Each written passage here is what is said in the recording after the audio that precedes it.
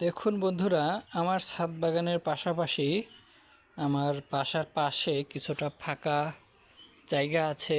এই জায়গাতে আমি কিছু গাছ রোপণ করেছি। তো এখানে একটা আম গাছ রোপণ করেছিলাম গত বছর। তো গত বছর এই গাছগুলোতে মুকুল ধরা অবস্থায় আমি সংগ্রহ করি আমাদের সিরাজগঞ্জ জেলার হটিগাছা সেন্টার থেকে। তো পরবর্তীতে সেই মুকুলগুলো টেকে নাই, শুধুমাত্র একটি আম ধরেছিল। তো সেই আমটা পাকা পর্যন্ত আমরা রেখেছিলাম এবং পাকা অবস্থায় খেয়ে দেখেছিলাম, বেশ মিষ্টি ছিল। তো পরবর্তীতে সেই আম গাছগুলো আমরা এভাবে রোপণ করেছি। তো প্রত্যেকটা গাছেই দেখেন এই যে মাশাআল্লাহ মুকুল চলে আসছে। এখানে একটা মুকুল আর ওই নিচে একটা মুকুল, এবং এইগুলো এখনও মুকুল ফোটে নাই, হয়তো কিছুদিনের মধ্যে ফুটে যাবে। তো এগুলো কিন্তু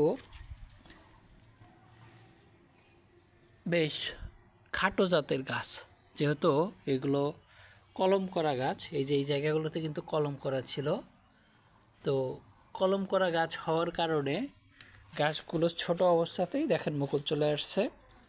তো আপনারা যারা এরকম খাটো জাতের গাছ চাচ্ছেন, ব্রাহ্মণ আকৃতির গাছ যেখান থেকে ছোট অবস্থাতেই আম আপনারা খেতে পারবেন, এরকম গাছ চাইলে অবশ্যই আপনাদের নিকটস্থ যে হর্টিকালচার সেন্টারগুলো আছে সেগুলোতে যোগাযোগ করবেন।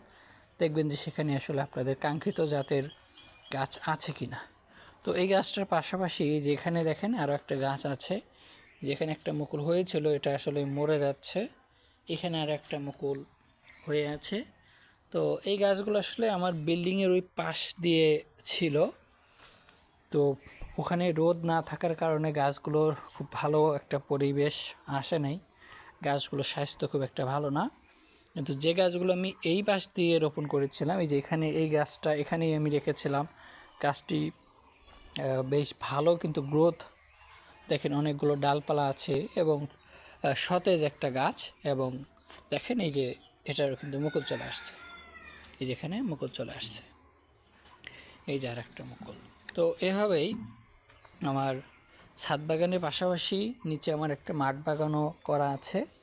তো এই গাছ এবং এই একটা গাছ আর এইখানে আর একটা গাছ আছে, এই তিনটা গাছ আমি আমার বিল্ডিংয়ের পাশেই লাগিয়ে রেখেছিলাম। তো সেখানে ভালোভাবে রোদ না পাওয়ার কারণে গাছগুলো ঠিকমতো হচ্ছিল না, তাই আমি ওদেরকে উঠিয়ে এই পাশে লাগিয়েছি। তো এই গাছটা আসলে সবচেয়ে খারাপ অবস্থা হচ্ছে এই গাছটার। আর এখানে আর একটা গাছ আছে, এইটাও কিন্তু রোদ পায় না। তো এই গাছটার গ্রোথ খুব একটা ভালো না এবং